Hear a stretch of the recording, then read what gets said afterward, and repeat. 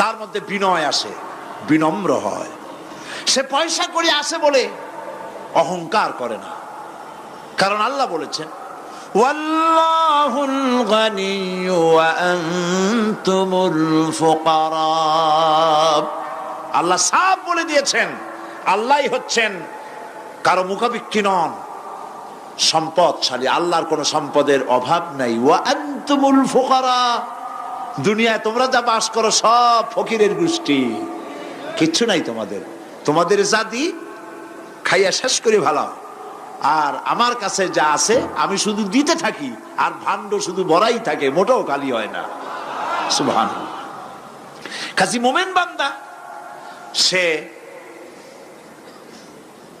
অর্থ এবং বৃত্তের অহংকার করে না, বিদ্যার অহংকার করে না। অর্থ বৃত্ত কত আছে তোমার, কয় টাকার মালিক,